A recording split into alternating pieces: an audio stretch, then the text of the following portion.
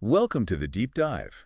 Today, we're tackling loneliness, but maybe not how you usually think about it. Right. We're sort of flipping the script. Instead of just seeing it as this, bad thing. We're exploring this idea that it's actually a pretty core part of being human, maybe even useful. Exactly.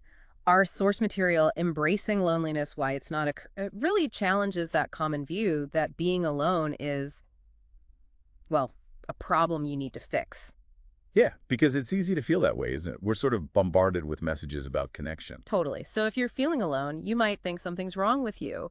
This deep dive is about offering maybe a different lens. A new way to look at those solitary moments. So the central idea is loneliness isn't necessarily a weakness. Not at all. It could actually be a catalyst for self-discovery, maybe even strength. Okay, let's unpack that. What's the big societal lie, as the source calls it, that we're up against? Well, it points to this pervasive idea that your value, your personal worth, is somehow tied to how many people you have around you. Right, like popularity equals worth.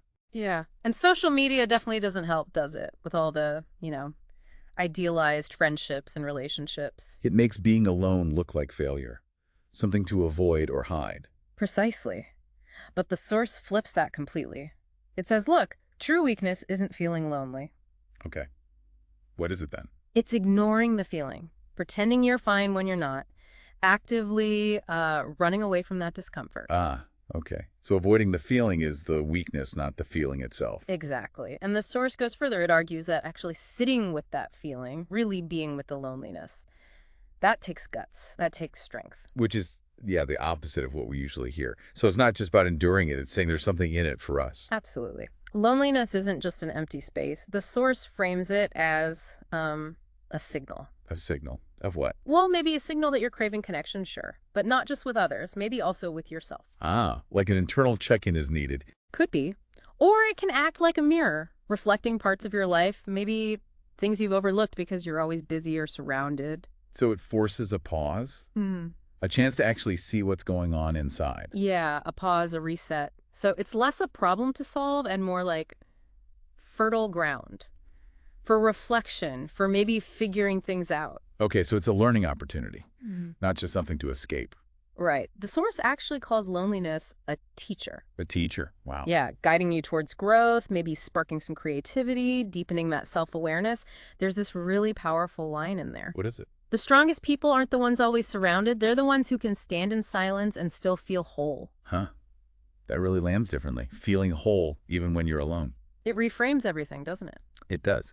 So practically then, how does the source suggest we actually do this? How do we engage with loneliness constructively? Okay, so it gives some actionable steps. First, and this might sound simple, but just sit with the feeling. Don't immediately reach for your phone or try to fix it. Just acknowledge it exists. Get curious. Ask yourself, like, okay, what is this feeling trying to tell me? What might I actually need right now? It might not be what you assume. Instead of just reacting, investigate it a bit. Exactly. And another big one is reframing your internal narrative. So instead of thinking, I'm lonely and this is bad, maybe try something like, okay, I'm spending time with myself, or I'm learning to enjoy my own company.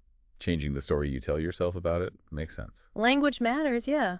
And the source also suggests engaging in creative stuff, writing, drawing, music, whatever. It can be a way to kind of express what's going on inside when you're in that solitary space. Channeling it outwards.